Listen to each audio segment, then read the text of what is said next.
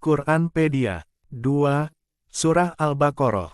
Surah Al-Baqarah, Arab, Surah Al-Baqarah, Sapi, adalah surah kedua dalam Al-Quran, serta merupakan surah terpanjang. Surah ini terdiri dari 286 ayat, 6.221 kata, dan 25.500 huruf, dan tergolong surah Madaniyah. Surah ini diawali dengan huruf muqatta'at ALM, yang harus dibaca satu-satu, yaitu alif, lam, mim.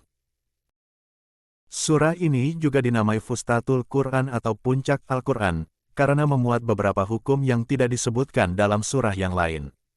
Sebagai contoh, mengenai kewajiban bagi umat muslim untuk puasa di bulan Ramadan, larangan riba, dan ayat terkenal, ayat kursi, surah Al-Baqarah ayat 256, dan 3 ayat terakhir.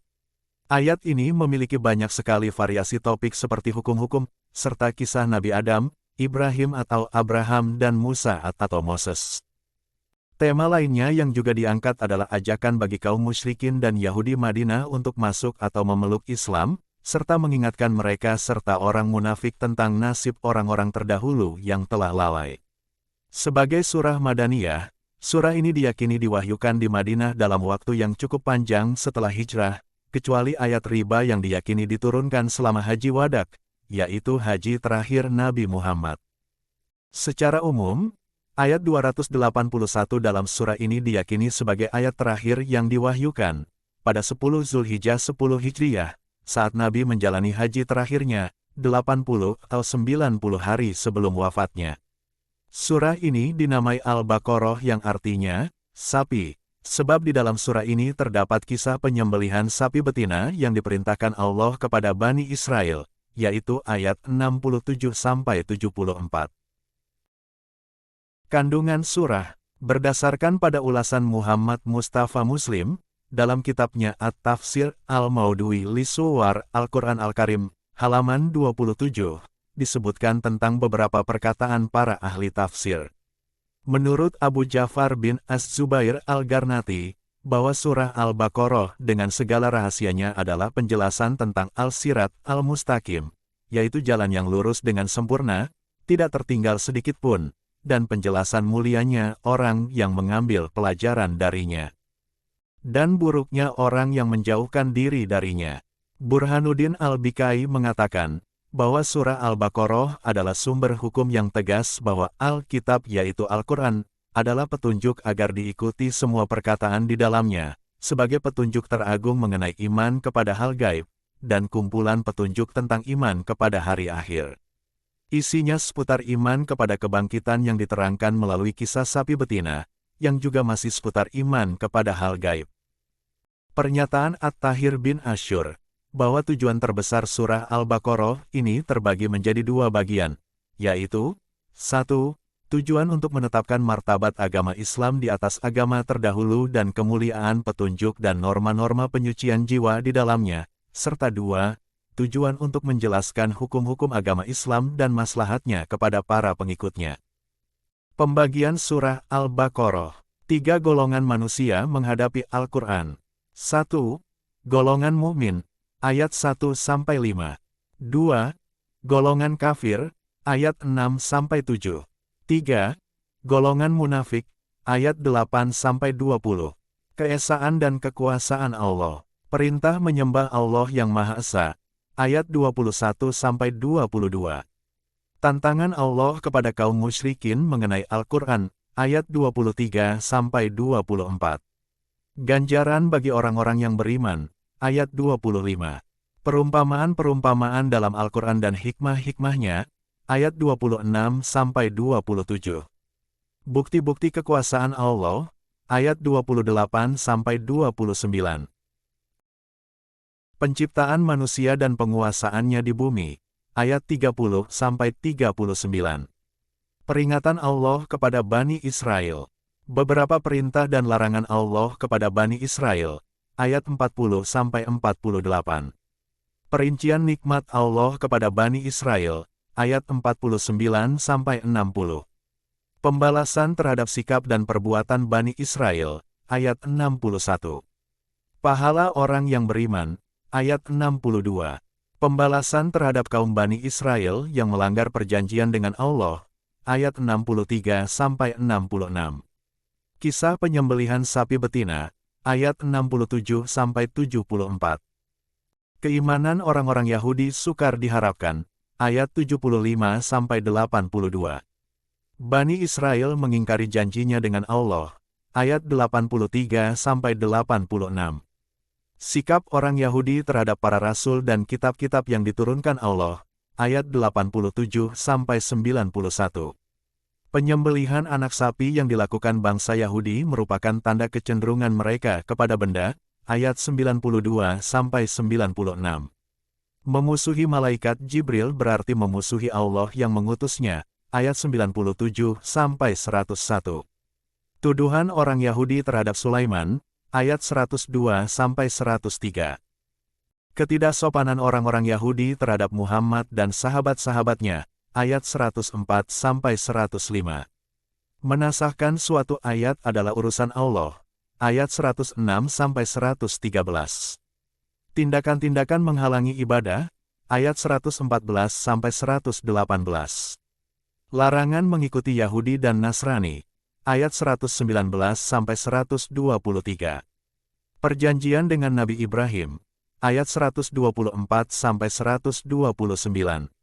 Agama Nabi Ibrahim, ayat 130-141. Ka'bah adalah kiblat bagi seluruh umat Islam. Sekitar pemindahan Ka'bah, ayat 142-152. Cobaan berat dalam menegakkan kebenaran, ayat 153-157. Manasik haji, ayat 158. Laknat terhadap orang-orang yang menyembunyikan ayat-ayat Allah dan orang-orang kafir, ayat 159-162. Allah yang berkuasa dan yang menentukan, ayat 163-171. Makanan yang halal dan yang haram, ayat 172-176. Pokok-pokok kebajikan, ayat 177. Kisyas dan hikmahnya, ayat 178-179. Wasiat, ayat 180-182. Puasa, ayat 183-188. Berjihad dengan jiwa dan harta di jalan Allah, ayat 189-195. Haji, ayat 196-203. Perbuatan orang-orang munafik, ayat 204-210. Hikmah diutusnya para rasul dan berbagai cobaan bagi para pengikutnya, ayat 211-214. Beberapa hukum syariat, orang-orang yang diberi nafkah, ayat 215.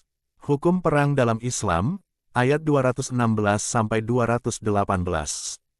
Khamar, judi, harta yang dinafkahkan, dan pemeliharaan anak yatim, ayat 219-220. Pokok-pokok hukum perkawinan, perceraian, dan penyusuan, ayat 221-237. Kewajiban mengerjakan sholat biarpun dalam keadaan takut, ayat 238-239. Wasiat untuk istri dan mutah, ayat 240-242. Kewajiban berjihad dan mengeluarkan harta di jalan Allah, ayat 243-252. Tentang rasul-rasul dan kekuasaan Allah. Keistimewaan dan perbedaan derajat rasul-rasul, ayat 253. Anjuran membelanjakan harta, ayat 254. Ayat kursi, ayat 255. Tidak ada paksaan memasuki agama Islam, ayat 256-257. Membangkitkan kembali orang-orang yang sudah mati, ayat 258-260. Cara-cara menggunakan harta dan hukum-hukumnya. Menafkahkan harta di jalan Allah, ayat 261-274. Hukum riba, ayat 275-281. Kesaksian dalam muamalah, ayat 282-283. Pujian Allah terhadap para mukmin dan doa mereka, ayat 284-286. Ayat-ayat penting. 3 golongan manusia dalam menghadapi Al-Quran. Setelah muka taat, surah Al-Baqarah dimulai dengan pernyataan bahwa Al-Quran tidak memiliki keraguan serta menjadi petunjuk bagi orang yang takwa. Kata takwa berasal dari akar kata Semitik wekiye yang berarti waspada dalam perlindungan. Orang yang bertakwa adalah orang yang selalu menjalankan perintah Allah dan menjauhi larangannya. Merekalah yang beriman kepada sesuatu yang gaib, mendirikan sholat, menunaikan zakat, meyakini kenabian Muhammad dan nabi-nabi terdahulu, serta kitab-kitab yang diwahyukan Allah. Kemudian dibahas mengenai siapa itu orang-orang kafir dan munafik. Yang pertama, kafir dimaknai sebagai orang yang sama sekali menolak meyakini kebenaran, karena hati, penglihatan, dan pendengaran mereka telah tertutup, dan akan diazab dengan keras.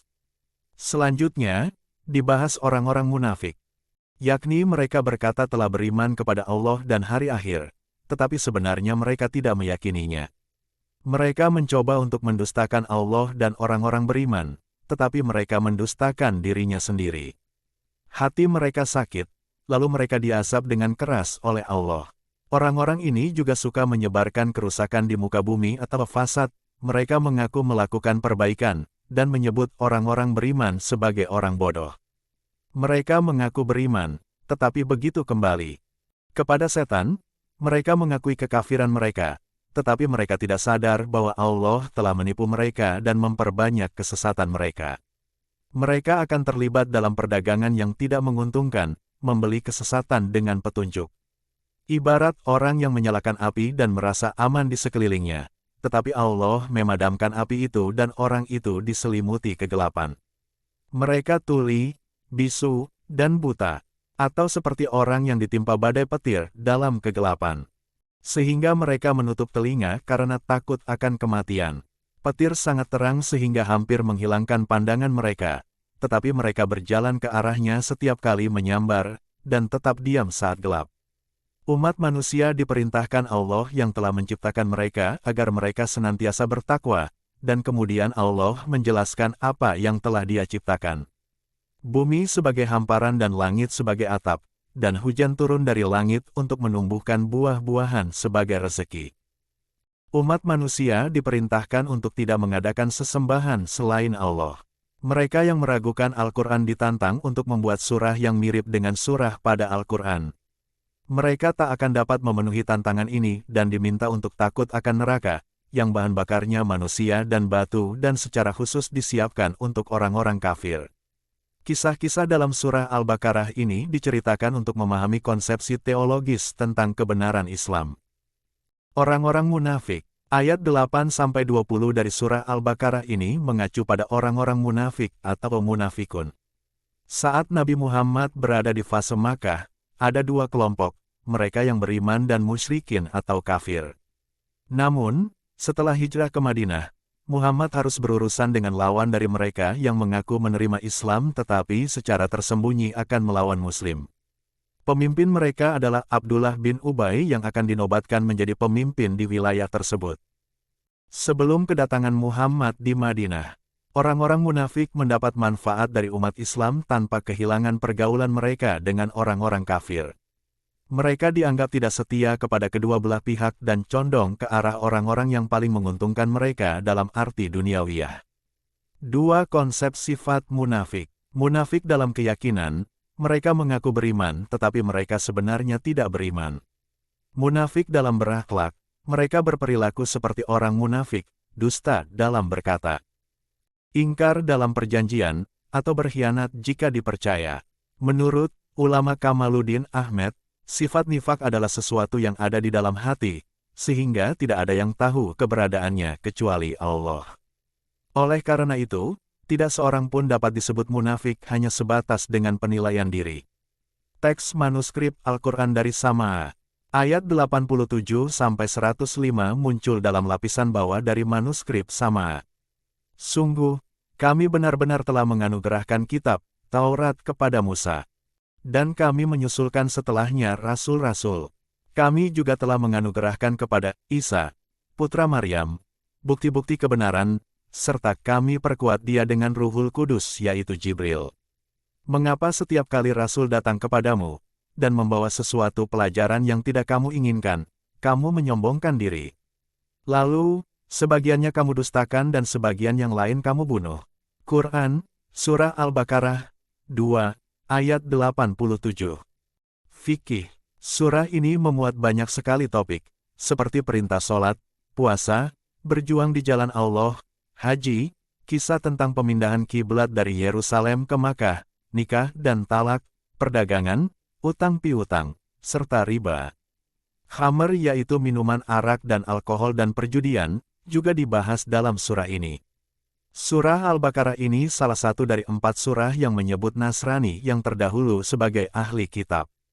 Ayat 190-194 dari surah ini membahas mengenai hukum perang Islam. Ayat Kursi. Ayat 255 dikenal sebagai ayat Kursi, merupakan ayat terkenal dalam Al-Quran dan banyak dipajang sebagai kaligrafi. Di dalamnya memuat sifat-sifat Allah.